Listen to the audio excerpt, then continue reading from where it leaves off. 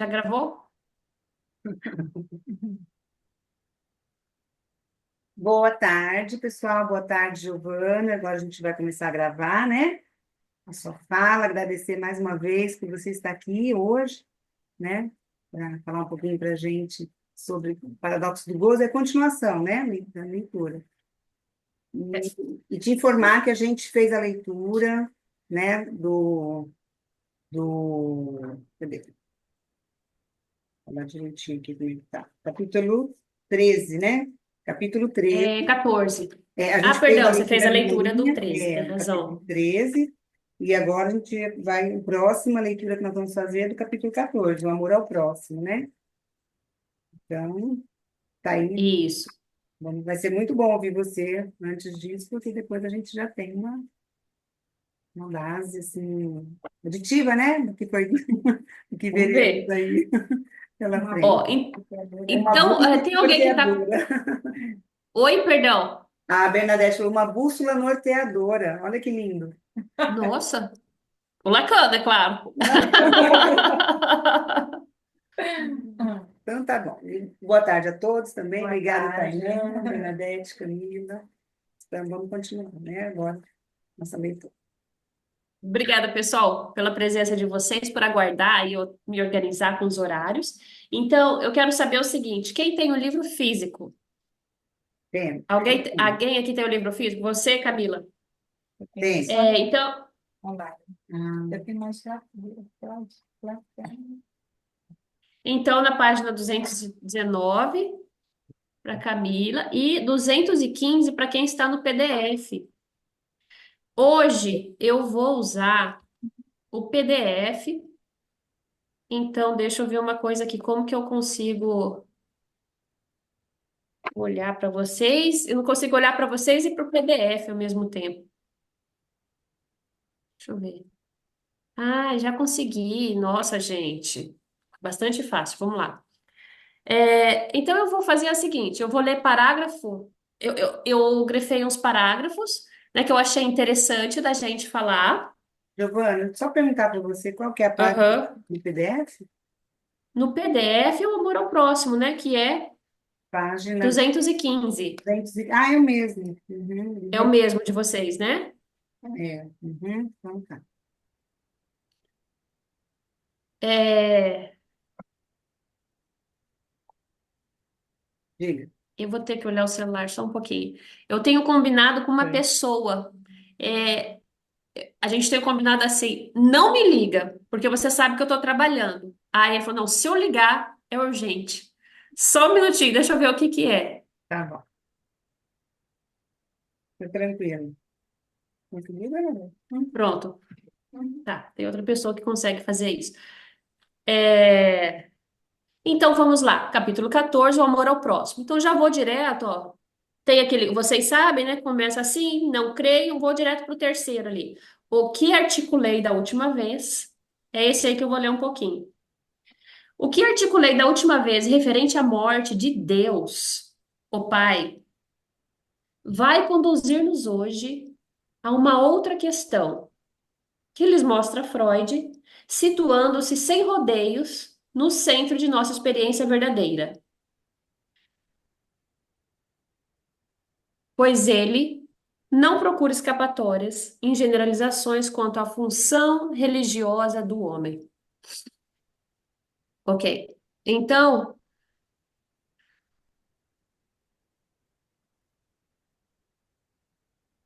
legal, dá pra pegar também. O Miller fez um bom resuminho. Dessa vez, esses resuminhos que tem, tá escrito amor ao próximo. Aí tem umas linhazinhas sempre, né? Um resuminho aqui embaixo, assim, nos livros do Lacan, embaixo do título. Esse tá bem legal hoje. Tá bem legal hoje, assim. Eu tenho muita condição de avaliar, mas eu quero dizer que está bem próximo do que a gente vai falar mesmo. Tudo que foi falado aqui é o que eu gostaria de falar, que eu também achei muito importante. Então, essa é uma introdução que eu sublinhei, que eu acho que é bem amplo, de modo bem amplo falar assim, a função religiosa do homem. Então, Lacan vai entrar vai dar uma passada em algumas questões de religião para, de modo geral, se a gente lê assim esse capítulo e fazer umas associações com outras partes dessa história, desse livro, e histórias que a gente sabe da formação das escolas, da formação da psicanálise, de certa forma, é esse uso do um, grifo meu. Eu que estou falando assim, esse uso desse pai, desse poderoso e dessas pessoas sectárias, que é esse termo que ele segue, que ele fala depois, que é aquele que sequer pensa e já vai seguindo assim. é, Obsessivamente, sem questionar aquele pai, aquele rei, aquele poder. E nem se pode questionar, porque dentro daquele grupo, se você questionar, você é o elemento que incomoda. No geralzão, esse assunto vai retornar em várias partes, então, do texto. E aí eu coloco uma questão, que é uma questão do Lacan também, mas eu fiz em forma de pergunta aqui, que é: o que se articula em nossa civilização sobre o amor ao próximo? E é isso que a gente vai ver também. O que que articula em nossa civilização sobre o amor ao próximo? Aí mais embaixo, ainda nessa página, ele fala sobre o mal-estar da civilização. Então, só falando rapidinho do mal-estar, mas assim, três linhas, fazendo essa fala abusiva, né? Falar de uma obra tão rica dessa, como se fossem umas três linhas, é, pode-se dizer assim, que o mal-estar não é esse biológico, esse mal-estar, né? Esse, ai, tô passando mal, tô com mal-estar, tô com o coração palpitando, mas é essa angústia que se tem quando precisa abrir mão de seus investimentos funcionais singulares para que se conviva na sociedade. Então, para se viver na sociedade, precisa ter um geralzão ali, umas regras, né, de modo geral, dogmas não, regras, códigos morais, leis, democracia, né? Então, dá uma generalizada na galera, na população, para que o que é importante também, para que possa caber todos, né? Para que possa atender todos minimamente ou quase todos. Por isso tem também os marginalizados, que não são, não é de Freud agora isso que eu vou falar, mas que não são, é, não merecem a atenção, né, da sociedade como um todo. Acho que eu tô, enfim, tô falando dessa forma, não merece, né? Por isso que eu disse que não é de Freud, porque tá muito simples, né? Muito reduzido. Mas, de modo geral, para eu criar essa minha ideia, eu precisei ler o Mal-Estar, que então veja como é realmente para a gente complicado, né? Ter que destituir de algumas coisas nossas para que a gente possa conviver na sociedade. A questão de ser homem e ser mulher, dos comportamentos que a gente tem que ter. A mulher senta mais de perninha fechada, é mais delicada, o homem mais forte, essas tonguice que às vezes a gente cria, né? Que eu dei um exemplo assim mais rápido de pensar, mas que às vezes ele cria padrões. Aí vem o capitalismo e se beneficia em cima disso, e aí pronto, vira uma, uma grande ditadura, vamos dizer assim, no sentido de ter que obedecer a isso que vem de fora. Porque senão eu vou ser aniquilado de alguma forma, eu vou ser marginalizado, né? Então, isso vai criar um mal-estar eterno no sujeito. Então, só falei tudo isso para a gente relembrar a questão do mal-estar, a gente avança um pouquinho. Na próxima página, no segundo parágrafo,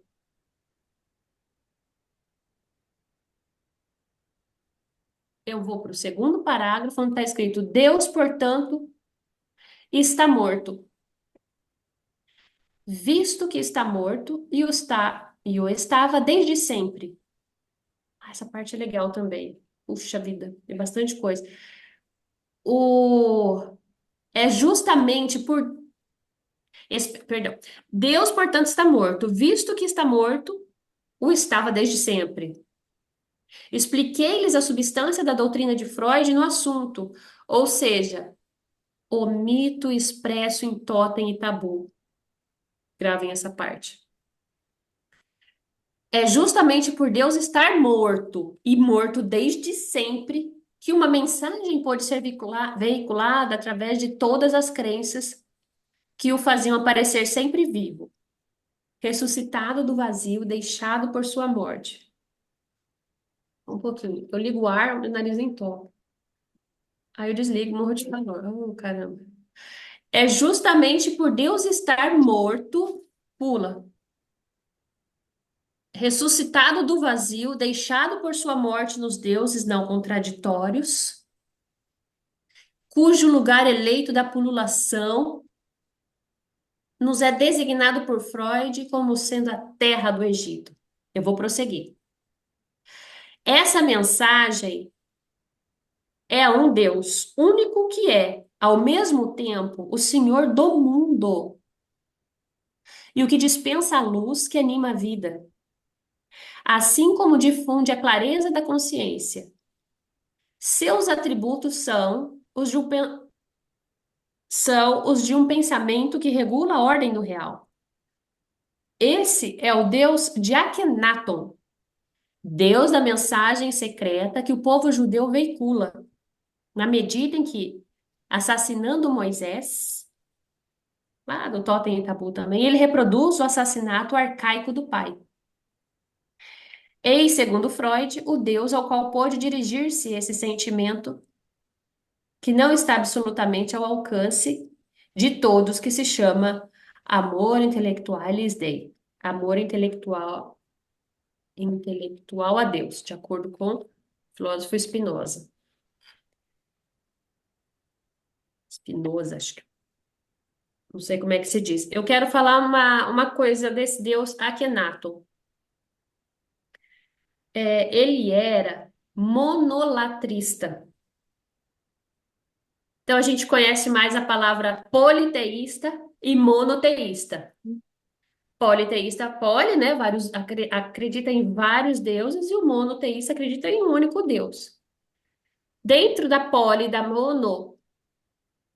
politeísmo e do monoteísmo, tem aqui o monolatrismo, que é quando a pessoa acredita também em vários deuses, da existência de vários deuses, considera muito isso, porém segue somente um. Então ele nem é poli, nem é mono. Politeísta nem monoteísta, ele é monolatrista, ok? E isso tudo depois é interessante da gente, ao longo do texto, assim, essas curiosidades são, eu acho que são relevantes. Vamos abaixar lá no final dessa mesma página, no certamente. Aliás, eu tô só comentando o que eu achei interessante. Agora eu pergunto a vocês, posso prosseguir? Porque é melhor que a gente fale de uma página, sabe? Uma boa discussão do que dar uma corrida só para ler logo. Bom, Então, eu fiquei pensando só no isso do totem tabu e que se enfatizou agora o mal-estar na civilização. Acho que foi não sei se eu ouvi, mas de que Freud critica a religião, mas aposta no mito, no mito, né? sim. No, e, aí eu queria saber assim, o mito também, ele é do esse singular, Ele é do singular, mas que a ele é gente ali também na do posição. particular. Perdão, tá? Não pode terminar de Não, eu falar. ia perguntar assim, na posição de analista ali, a gente só, vamos dizer assim, tá à deriva daquilo, daquela verdade, daquele. Eu queria entender assim mais como que eu posso dizer, até quanto tem que cair, não sei, sabe, Aí o dessa. quê? Essa posição de É isso, esse mito, né, de mentir, eu acho que o sentido literal da palavra é isso, né? Ou não?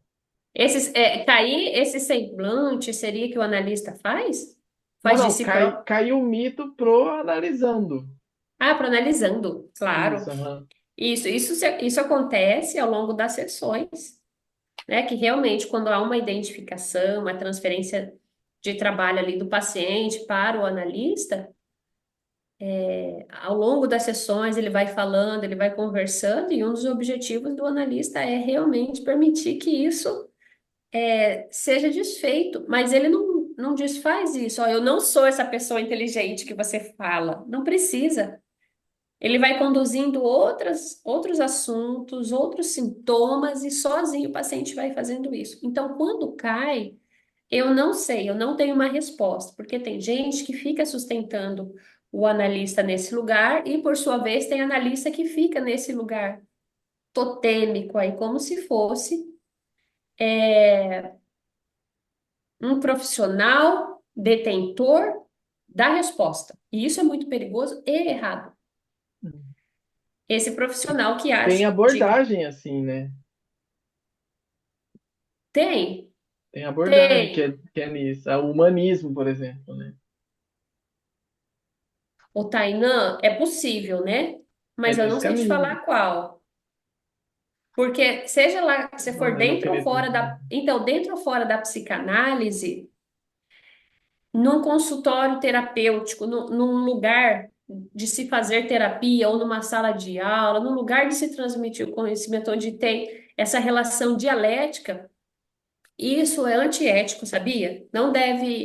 A gente não deve ficar achando que a gente tem resposta e dividir e dar essa resposta para a pessoa como se fosse uma verdade. Inclusive no capítulo 3, no Uhum. item 3 desse de hoje, desse texto de hoje, ele fala sobre a verdade. Como a verdade não existe, existe a minha, a sua, então a gente vai sempre se adaptando e vai sempre haver um mal-estar na civilização ou um mal-estar na relação. Eu acho que E quando. às vezes Perdão. pode. Não, eu estava aqui pensando nessa fala que ele fez, né? Eu acho que você parte de verdades absolutas, você entra no dogma, que é inquestionável. Excelente, E excelente. Já estamos entrando inquestionável, aí no. inquestionável. Acho que tudo hoje se questiona, inclusive o próprio dogma se pode questionar.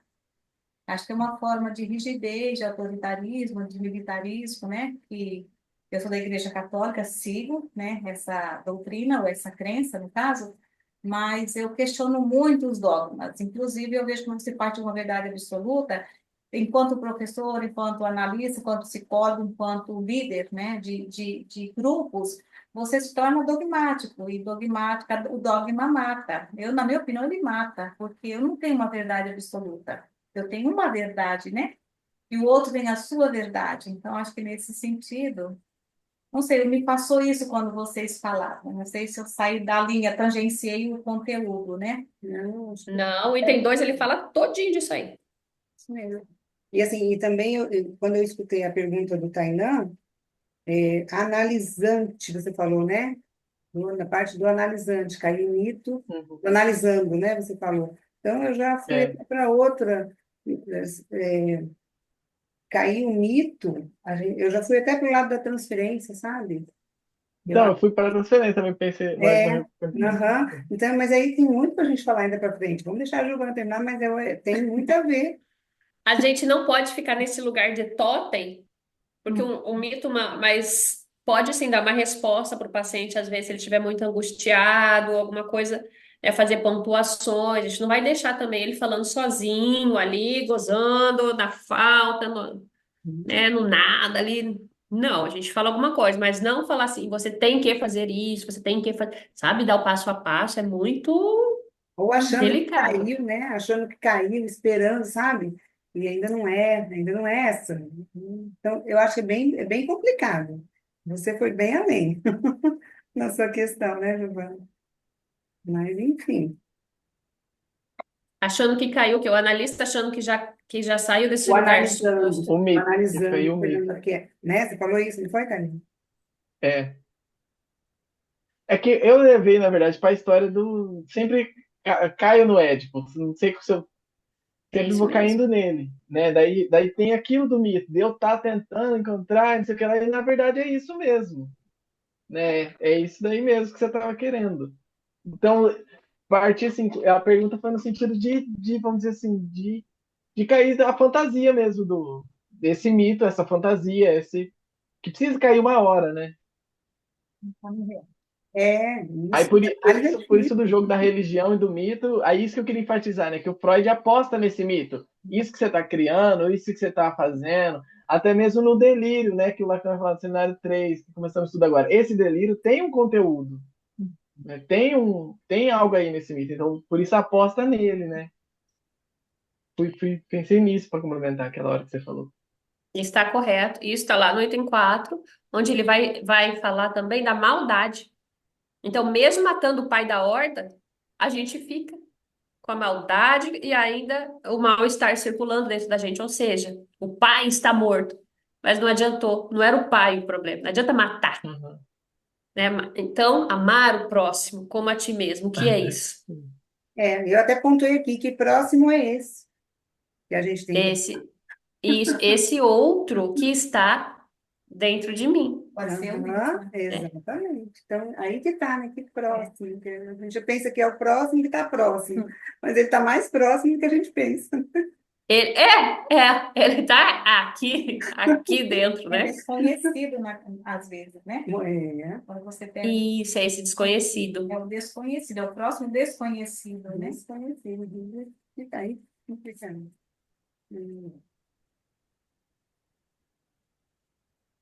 Ah, bom, ainda nessa página, ali embaixo tem o culto do amor, que certo solitário, que se chame Spinoza ou Freud, pode devotar a esse Deus da mensagem, não tem a ver com o Deus dos fiéis. Ok, ninguém duvida disso, e muito especialmente os próprios. Deixa eu só vir aqui para a próxima.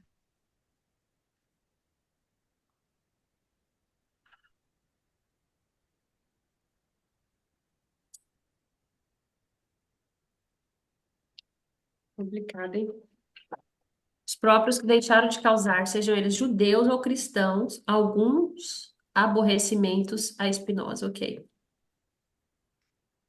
Mas é curioso ver, há algum tempo, desde que se sabe que Deus está morto, os tais dos fiéis empregaram o equívoco, referindo-se ao Deus da dialética. Então eu já vou. Ah, não, vamos terminar esse, legal. Eles tentam encontrar o álibi de seu culto abalado. Né? Quem afinal é o culpado? É coisa paradoxal.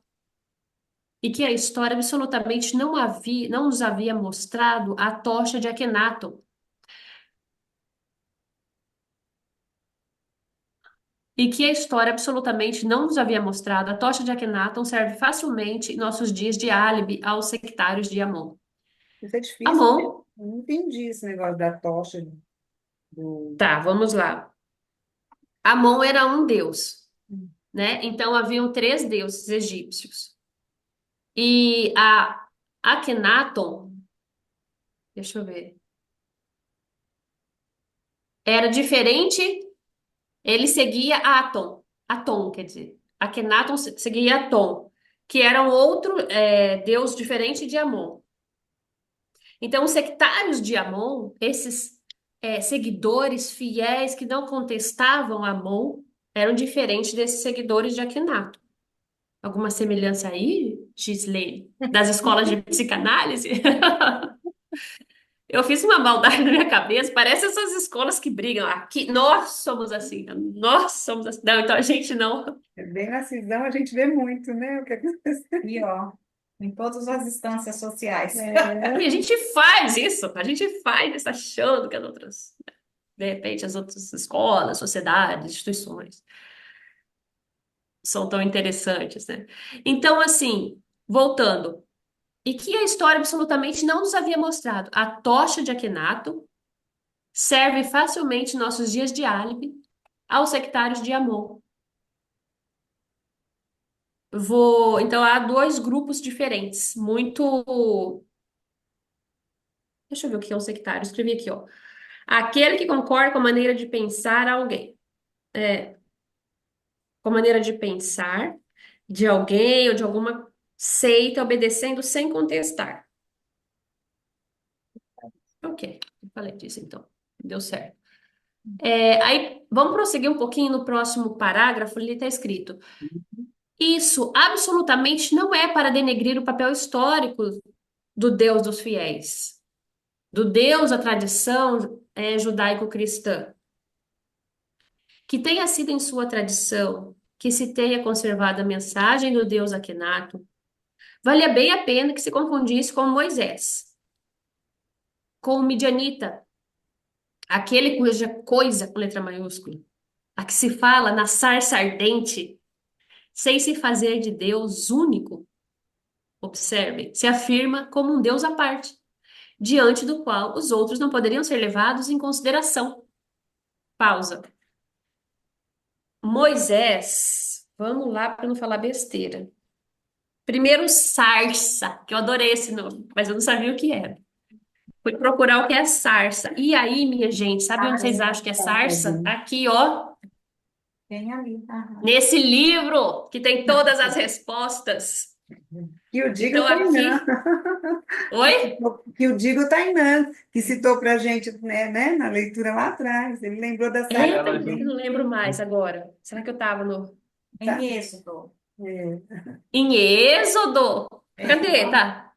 Se não falha a Mas memória, só. dá uma olhadinha em Êxodo 3, no capítulo 3, mais ou menos por aí. Ah! Isso mesmo, capítulo 3 de Olha Êxodo, aí. eu tô aqui. Isso mesmo, pessoal, capítulo 3 de Êxodo. Uhum. Esqueci como fala, capítulo 3 versículo 3, né? Isso, Isso. capítulo, versículo. 3:3. Então pensou, que coisa esquisita, essa é a minha versão, um pouquinho diferente do que foi colocado ali. Que coisa esquisita, por que será que um espinheiro não se queima? Vou chegar mais perto para ver. Só li esse pedacinho que tem toda uma história. Então era assim: Moisés estava. Estudando. Moisés viu. Ó, peraí. Moisés viu que o espinheiro estava em fogo. Eu não li esse pedaço. Porém, não se queimava. Então, essa sarça ardente é esse espinheiro. Então, ela ardia, queimava, mas ela não nos consumia, não apagava aquele fogo, não prejudicava aquela planta. Ela ficava lá queimando, queimando. Por isso ele falou, que coisa esquisita. Por que será que o espinheiro não se queima? Vou chegar mais perto para ver. Quando o Senhor Deus viu que Moisés estava chegando mais perto para ver melhor, ele o chamou no meio do espinheiro e disse: Moisés, Moisés, estou aqui. Respondeu Moisés. Deus. Pare aí e tire as sandálias, pois o lugar onde você está é um lugar sagrado. Dá um tempinho aqui e vou voltar para o texto e explicar. Então, tem uma outra coisa. Moisés recebeu esse chamado de Deus ali para. Você lembra, Bernadette, para que era que eu vou ter que olhar na cola. Eu posso falar. Você não precisa. Ele vai buscar. Por que que ele aparece? Porque ele está fugindo, ele é um assassino que foge do povo do Egito. Isso, Essa tá? Aham. fuga, ele encontra-se, ele vai ver cuidando do rebanho do sogro, Jetro. E aí, Isso mesmo! no seu Aham. rebanho, ele encontra-se com essa coisa, né? Que eu achei muito bem pertinente, essa coisa aí, né? Que queima sem consumir. E quando ele se aproxima para ver o que é isso, ele manda ele voltar lá para onde ele matou, vai lá salvar o povo. Volta, retoma a história. E aí é quando ele faz todo um retorno lá, que ele vai lá salvar esse povo. Porque está fugindo disso, na verdade, ele é um fugitivo. Uhum. De acordo com a tradição judaico-cristã. É sempre importante pontuar isso, né? Ele volta para salvar um povo, ele volta porque ele é chamado daí. Eu ouvi, você vai lá agora. Mas tira o lugar, porque quem comanda aqui sou eu. Sim, eu sou o Eu que sou. eu sou o que sou, e você vai porque eu sou o que sou. Muito obrigada, muito obrigada. Teria que ler tudo. Olha que coisa boa essa troca. É, Muito bom. então, tá. E o midianita são os filhos de Moisés com aquela concubina, né? Deixa eu ver. São os descendentes de Midian, um dos filhos de Abraão com a concubina. Meu Deus do céu, é diferente. Por isso, o povo de Abraão e o povo de Moisés, né, são de comunidades diferentes. Comunidade diferente. Relembrando uma coisinha aqui, que eu vou dar uma olhada nas coisas que eu escrevi. A coisa com letra maiúscula na teoria lacaniana. Só um minutinho.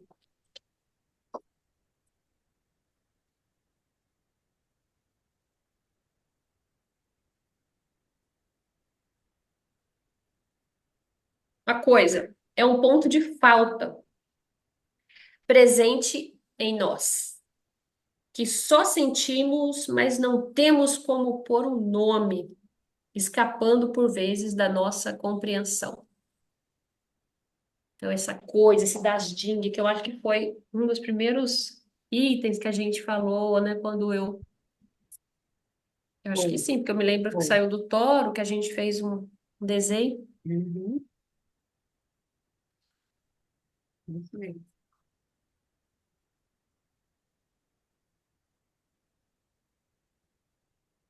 Tá, então, posto ou posta essas explicações, eu preciso ler de novo esse parágrafo, ó.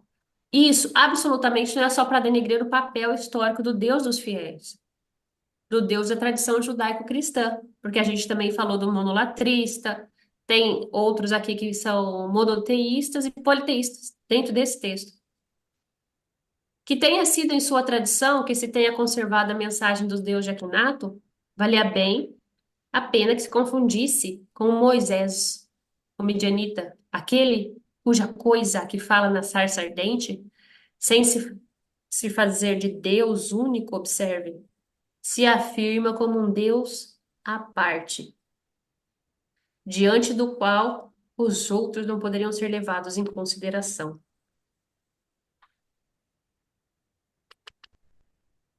Mais para baixo, nessa mesma página, no final do parágrafo seguinte, eu vou ler: a verdade encontrou sua via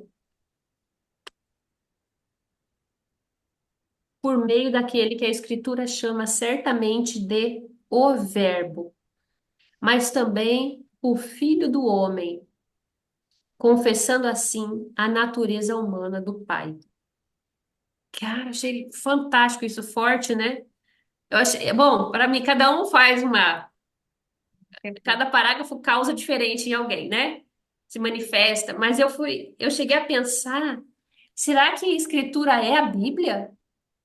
Porque eu achei tão É, forte, falei, será que eu tô, claro que é. então, eu falei, será que eu tô entendendo? Será que eu estou com a Escritura na mão, com essa baita oportunidade Tá. de entender? Tô sim, tá lá, né? Então, aqui tem o verbo, fiat lux, né? Faça-se luz, mas também o Filho do Homem, confessando assim a natureza humana do Pai. Então, o Pai, ele tem ali um buraquinho. Ele tem ali, sim, a sua falta. Não Deus Pai, esses deuses todos, mas esse Pai que teve um filho homem nessa terra, deixou um pedaço de humano, deixou um DNA humano seu, ou seja, deixou uma marca sua no outro. Aí no finalzinho dessa página está escrito assim: Freud não negligencia longe disso o pai real. Não negligencia longe disso o pai real. Para ele, é desejável que no decurso de toda aventura do sujeito haja, senão o pai, como um Deus, pelo menos como um bom pai. Um pouquinho mais para baixo. Mas esse efeito só se produz de modo favorável na medida em que tudo está em ordem do lado do nome do Pai, isto é, do lado de Deus que não existe. Resulta para esse pai uma posição singularmente difícil. Até certo ponto, é um personagem manco. Ok, pessoal, deixa eu ver aqui. O que eu fiz aqui? Eu relembrei aqui nas minhas anotações a questão do nome do pai. Não sei se precisa, mas eu senti necessidade de anotar aqui mais coisas. O nome do pai eu coloquei assim, uma função simbólica, não o biológico, né? Não necessariamente o homem. Pode ser uma mulher, mas enfim, uma função simbólica que esse pai, que não é só o genitor, exerce na organização psíquica do sujeito. É através da interdição ao desejo da mãe, mediada pelo pai, que o sujeito é capaz de sair da relação mãe-bebê, mãe-criança, dessa relação devastadora e incestuosa, e participar da estrutura da linguagem. Então, tem até uma tema do Lacan que ele coloca, né, que o nome do pai está sob o desejo da mãe. Acho que não vai. NP, nome do pai, uma barra aqui, como se fosse uma divisão. DM, desejo da mãe. Nome do pai está sob o desejo da mãe. Porque o nome do pai vem interditar essa relação, né? Precisa fazer esse corte na relação incestuosa, na relação devastadora. Então, alguém precisa desgrudar esses dois, simbolicamente. Simbolicamente. E depois, lá no 4, no final do 3, no capítulo 4, ele fala da questão da agressão, da violência. Como esse simbólico não elaborado passa para o ato, gente. É que eu falei de desgrudar agora o nome do pai, mas pessoa adulta já, eu lembrei da questão da violência contra a mulher. Como ele passa esse auto-ódio para o outro, essa insuficiência de amar o próximo, sabe? Essa incompletude de. Não é insuficiência de amar o próximo, mas é um medo da aniquilação que vem do outro, esse mal-estar, né? Vai que o outro me. Esqueci a palavra. Ele me aniquila. Ameaça. Hã? O outro me ameaça e me aniquila. Pode me aniquilar. Pode me aniquilar, né? O outro é uma ameaça, então eu não vou me entregar totalmente. Uhum.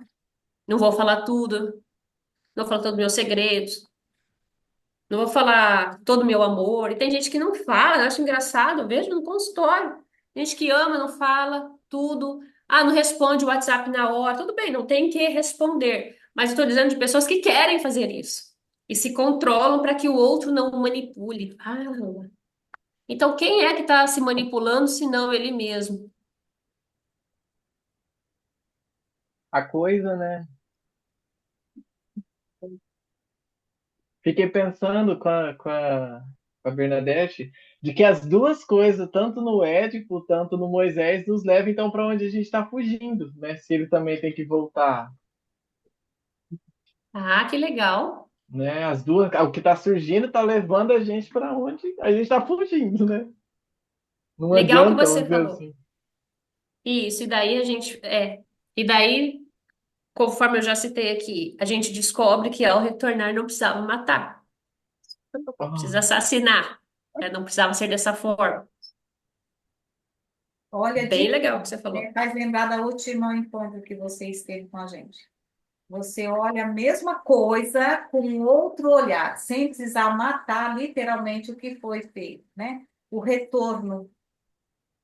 foi o último O retorno ao recalcado, que é o que Freud fala. Isso, então você faz esse retorno sem necessariamente matar, e você faz o novo olhar do objeto, agora de uma forma. Acho que foi na dialética que a gente conversou isso, né? Você olha. Foi isso, não foi? Eu olhei na dialética. Então você olha o mesmo, os eventos, né? Você volta, porque precisa voltar para fazer um olhar, um outro paradigma de olhar agora. Não negando, mas olhando para mesmo para a realidade de novo. E de lá saindo, liberto. Não sei até quando, nem sei como. Porque lembra que você falou da mão, né? Isso, você olha assim e você olha assim. Acho que ela está falando da banda, né? Isso, essa dialética, que você não nega um lado nem o outro, mas você assume os dois, olhar diferente. Foi no último encontro que você fez conosco. Ah, tá. Perdão. Tô achando que é de hoje. Aí eu Não, falo, nossa, mas parece do assunto. foi Aham. aquela vez É foi o passado. eu achei muito interessante. Ah, que eu fiz da mão, a Gislene falou do Isso, paradoxo, da isso, Paradoxo. né? subversão. É o paradoxo, né? Não é a dialética, não, né? Então, esse paradoxo que você não nega o que existe, o real, mas você ressignifica ou significa e transforma de uma forma simbolizada, né? Então, eu achei isso formidável, até para a prática, né? Eu não sou psicanalista, mas eu parto desse olhar como sujeito. Então, ele vai olhar a mesma história, os acontecimentos, mas agora de uma forma paradoxalmente falando. Isso, até a gente já conversou, eu e Tainá, não sei se você vai lembrar, Tainá, pessoalmente isso. Então, os sintomas, os traumas, eles sempre estarão dentro de nós, né? Mas a gente não vai sofrer disso pro resto da vida. A gente vai ressignificar, a gente vai poder falar sobre isso, a gente não vai esquecer, porque a gente tem memória, tem, né, saúde do cérebro, tem essas questões biológicas, não dá para esquecer, mas não vai mais sofrer tanto e É, fazer sintomas da mesma forma. Isso, tem talvez sintoma mais. Vamos lá, prosseguir mais um pouco. Deixa eu ver como é que tá aqui. Pessoal, não saímos do um. Como faremos? Deixa eu ver aqui. Eu vou. Ah, tá. Eu vou terminar um, então, não vou ler. Deixa eu ver.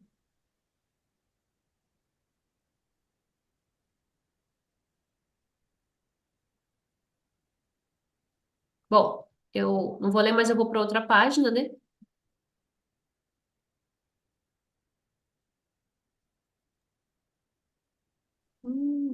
Na página errada, estamos mais avançados.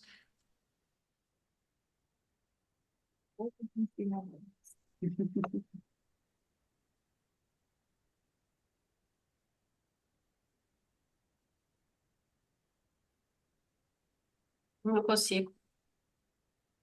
tá. Eu preciso de Educar. um grande outro Bem, me orientando. Eu preciso saber o que que vocês acham. A gente continua? Vocês querem falar mais? Ou porque são 5 minutos que é, a gente tem. tem Podemos 5 minutos. prosseguir na leitura Exatamente. mesmo? Ah. Giovana, Hum. depois desse encontro, aí a gente vai ler isso aqui linha a linha. Seria bom se você falasse da conclusão geral do que você tinha para falar em 5 minutos, porque, né, não vai dar mais para fazer as Boa. pontuações, né? Mas pelo menos para a gente entrar, fechar o capítulo 14. E a gente vai lendo e vai tentando chegar nele. É uma luz lá no fim do Boa, túnel. boa. Então vamos lá no 4 direto. Porque tem uma parte que eu coloquei assim, incrível. Ótimo, então fala quem Que tem. é no meu é 227. Então, como é a segunda página do 4, Camila, deixa eu ver aqui. 230. 231. Em outros termos, né? Então, uma do segunda 231 do meu livro, né?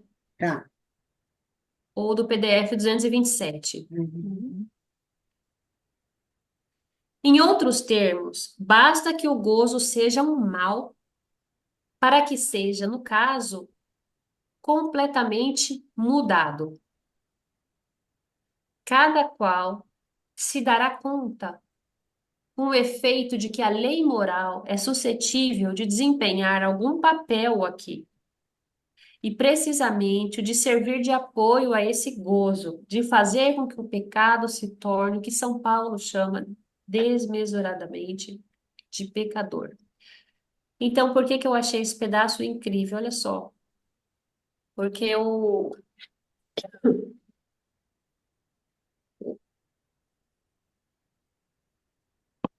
toda a questão do amor ao próximo, ali no 3 também é importante a gente falar, mas o bom é que a gente vai ler ainda, né? É isso. Ele fala de uma relação assim, tá aqui tá até aqui, do full e do navy, né? Tá até aqui não precisa nem, pode nem ficar nessa página, só vou mostrar aqui, né? Nesse pedacinho, nesse resuminho aqui fala, são duas Uhum. palavras em inglês, o Tá. full e o navy, né? O full, ele é mais aquele, o boboca, alguma coisa assim, peraí só um pouquinho.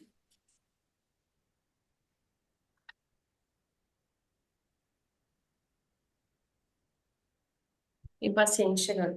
E o Nave é aquele trapaceiro. Então fala da diferença, né, do Full e fala dessa história daquele tipo bobo da corte. Qual que é a função de um bobo da corte? Ele é o comediante, né, que se põe, se monta, né, com aquela roupa de palhaço para a corte, mas para fazer comédias, para fazer anedotas sobre o próprio comportamento do rei. Então, na verdade, ele é uma pessoa simples, um qualquer um funcionário, um bobo da corte, que está ali para fazer o rei rir, mas não com qualquer piada, e sim tirando sarro, tirando onda da cara do rei. Então, o bobo da corte, ele é o que todo mundo queria ser, falar do rei, falar mal do rei em forma de brincadeirinha, e ainda ser pago por isso. E ter um livre acesso ali. Então eu me lembrei até da fábula A Roupa Nova do Rei, Ai, que não tem a Ave ver, Maria. né? Não, não, Nossa, não que foi o lembrança, texto, hein? mas eu me lembrei quando eu estava lendo que o costureiro acabou fazendo isso. Ele foi um navy, porque ele fez uma roupa transparente para o rei, que só os inteligentes podiam olhar, podiam enxergar. Então ele ridicularizou o rei na frente de todo mundo. E ainda foi agraciado pelo rei. Ele trapaceou, ele era malandrão, ele era o Navy. O Full é esse inocente. Eu estou sendo pago para fazer. Não, eu sou inocente. É que o rei me pede. Por isso eu faço isso com o rei. Não que eu queira, ó, negação. Não que eu queira. Então ele vira o Senhor todo mundo. Sem que Lacan coloque, Senhor todo mundo. Ou seja, uma única pessoa, super simples, consegue representar ali muitas pessoas daquele lugar. Mas isso é também uma agressividade voltada para o outro. A ironia, né, o xiste pode ser visto dessa forma, como também um passivo agressivo. E aí, então, depois ele vai falar muitas vezes do Full e do Nave. E vai entrar na parte da verdade, o verdadeiro a respeito do verdadeiro, que ele fala aqui no resuminho. O que é o verdadeiro? O que que é verdade? Será que esse Full, esse Jack, tem até nas cartas, quem joga carta, tem um bobo da corte desenhado. Como eu chamo daquilo? Como é o nome daquilo? Valete? Coringa. É o cor. Coringa, Ele serve Coringa, para Valete, tudo. Jack, se for É. inglês. Ele serve para tudo.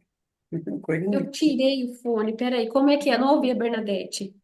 É o Coringa, eu acho, não é? O Coringa que ele É o serve Coringa, isso, Tainan falou. para qualquer carta, mas também é uma carta descartável. Não Dependendo, ouvi, por favor, repita. ele completa qualquer jogo, mas também ele é um descartável. Ele completa qualquer jogo, É, mas também é o descartável? porque você pode fazer tudo sem ele, mas também ele também ajuda a completar quando tem uma falta. Olha que Gente do legal. céu. Olha que coisa legal. Então, ele é uma carta importante ali. E também Só não que ele é uma carta sem Ai, importância. essa é linda, importante, tem as gente. duas funções, né? É o ponto zero. É o ponto Paradoxo. zero, É é o o paradoxo. ponto. Ele É o pode ponto. fazer como pode não fazer nada no jogo. Com ele é bom e sem ele também você joga. Então, qual é a verdade, né? Uhum. É necessário que ele exista ou não é necessário? Quando ele tira onda da cara do rei, quando ele faz piadinha, ele faz também o que está dentro do, né, do singular dele? Ou ele só faz porque o rei está pedindo o verdadeiro a respeito do verdadeiro? Ou seja, palavra pela palavra, só tô, é por ela mesma, não tem uma semântica de maldade.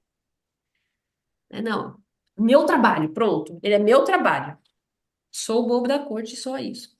E aí, então, o próximo item aqui do resuminho é em que o gozo é um mal. Aí a gente volta para esse, né? Desse resuminho aqui está escrito, em que o gozo é um mal.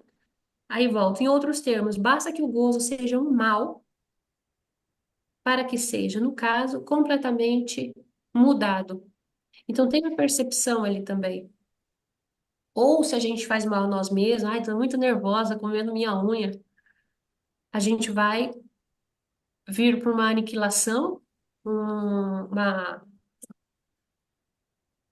uma coisa que vai nos prejudicar, mas também a gente pode escamotear isso depois. A gente pode ir na manicure, pode pintar unha, pode usar uma luva, pode pôr a mão dentro do bolso, pode se virar com isso. A gente pode mudar isso e pode parar, né, de roer a unha.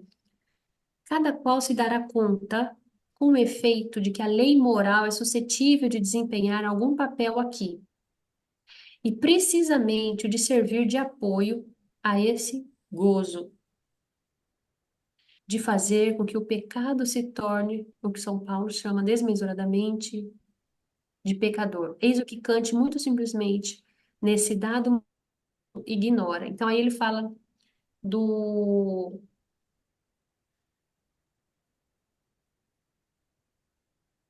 vamos lá, ele fala do prazer e penar. E também fala do prazer ou penar. Essa troca do e. É essa inversão aqui que a gente acabou de ler duas vezes. Que eu acabei de ler esse capítulo, esse pedacinho aqui. É parágrafo. Então você vai. Só que daí ele traz um casão bem legal, que é muito mais legal que o exemplo de roer unha que eu dei, que foi o que eu lembrei agora. É rico. Então, mas a gente vai ler depois, né? Então, daí ele fala. Há outro exemplo do qual não se deve desconhecer. Cá entre nós, os miúdos erros de lógica. Ele é apresentado em condições um tanto diferentes. No primeiro caso, prazer e penar nos são apresentados como um único pacote a ser pego ou deixado, mediante o que não se é exposto ao risco e se renuncia ao gozo.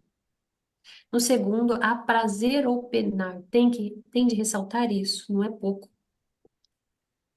Pois essa escolha é destinada a produzir perante vocês um certo efeito. A fortiori, peraí que eu não sabia que era isso. A fortiori é com uma razão mais convincente ainda, que tem que ser cada vez mais convincente, que tem como resultado engodá-la quanto ao verdadeiro alcance da questão. Para a gente terminar, não, vou terminar com este e com o próximo parágrafo, que tem a ver com a pergunta do Tainan. Ó, de que se trata? De que eu atente aos direitos do outro na medida em que ele é meu semelhante. Aí que está falando do amor ao próximo também, é uma conclusão. De que se trata? Que eu atente aos direitos do outro na medida em que ele é meu semelhante. O outro sou eu, o outro está em mim. Então vamos tratar o outro como eu quero ser tratado e como eu me trato. No enunciado da regra universal. Ou se trata em si de um falso testemunho. Então, esse amar o próximo é a verdade sobre a verdade? Ele se trata de um falso testemunho? Eu não estou amando, eu estou garantindo a minha sobrevivência. Eu faço que eu amo, eu faço que tô doando, eu faço que sou bom, eu faço que sou legal com você, mas isso é para que você não venha e me prejudique. Então, eu estou amando o próximo como a mim mesmo para preservar a minha vida, em nome de como se fosse uma sobrevivência, ou em nome de um desespero. Ou não, ou uma segunda situação, em nome de uma verdade. É verdade, eu te trato super bem. Eu te amo muito.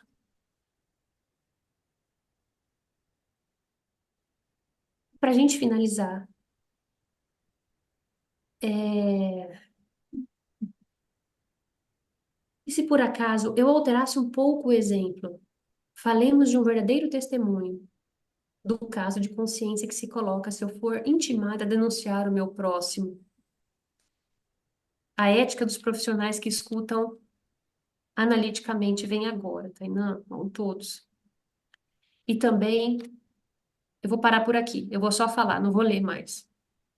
Porque aqui está falando dessa parte de denunciar o meu próximo. Então, o que é isso? Eu consigo denunciar o meu próximo ouvindo que ele está fazendo coisa errada? E por que que eu pensei dos profissionais que ouvem? Porque às vezes no consultório pode passar situações assim, da gente ouvir coisas que são criminosas. Ou então dos nossos amigos, ou dos nossos familiares. Porque esses dias eu vi uma pessoa que bebeu, a gente sempre vê. Bebeu, atropelou outra e matou. Aí uma parte de umas pessoas fala, não, mas ninguém sai de casa querendo matar, com a intenção de matar. Aí os outros falam, não, mas todo mundo sabe que não pode beber e dirigir. Aí eu fiz um comentário assim, calma, gente, vamos pensar. Porque era um grupo e estava direcionado para mim. Vamos pensar, porque o ato, ele não é o sujeito. Ele cometeu isso, mas ele não é um maldoso, perverso. Vamos ver o que tá. Deixa a polícia investigar e a gente vai acompanhar pela mídia mesmo, né? A gente nem tem dados. Aí volta para mim a pergunta: e se fosse filha sua? E se esse cara tivesse matado a sua filha? Né? Então eu vou denunciar esse próximo. Nesse caso tem polícia envolvida, tal, mas de repente eu estou sabendo de um amigo meu que matou a minha filha. Um grande amigo, assim, uma pessoa do meu coração, de dentro da minha casa, porque bebeu e dirigiu e matou. Eu vou ser amiga dele de novo, eu vou amá-lo novamente, eu vou amar esse próximo. Existia realmente um amor ou era um falso testemunho? Eu vou querer falar que o ato não é o sujeito? Eu vou ser lacaniana? Eu vou ser psicanalista? Ou eu vou falar queime no fogo do inferno? Eu vou ser uma sectária de amor. Um Deus vem aqui nessa terra e vai te levar e te queimar. Então, fica aí para a gente pensar a verdade pela verdade e que o gozo é um mal. E, enfim, passamos do tempo. Agradeço vocês por esperarem, pelas discussões, foi riquíssimo. Gente, Olha, nós temos tempo, eu tenho tempo. Se quiser falar mais, pode falar. É. Tá?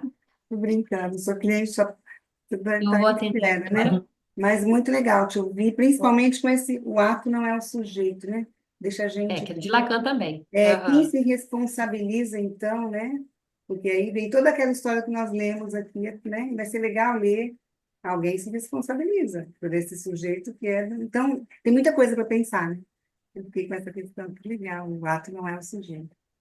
Para terminar, eu acho que é ótimo mesmo, você só fala. Mas também está implicado com o sujeito, né? Né? Enfim, Gi, muito obrigada. Foi uma delícia hoje, eu saboreei. Que Apesar de bom, qualquer coisa incrível, né, tão, muito incrível, muito. né? Mas foi muito bom. Bom, obrigada. Obrigada a todos. E eu acho que a gente tem que, né, dar tchauzinho e se preparar para o próximo encontro. foi bom. Eu queria falar mais também, queria ouvi-los, queria essa troca. A Bernadette foi riquíssima É. também, a Mas vem parte ler com a gente da no escritura. próximo. Vem ler com a gente no próximo para a gente Sim, papiar, né? sim, Segunda já? Tá? sim, Semana quero. É segunda agora? É daqui 15 dias Ah, agora. daqui 15 dias. Daqui 15 dias. A gente se encontra lá, então, tá? Um beijo, gente. Até mais. Tchau, Beijo, tchau. tchau, Até tchau. mais. Boa semana, Obrigada. gente. Foi muito Boa bom. semana. Obrigada. Eu tenho aqui, é porque aqui é. Eu poderia ter entrado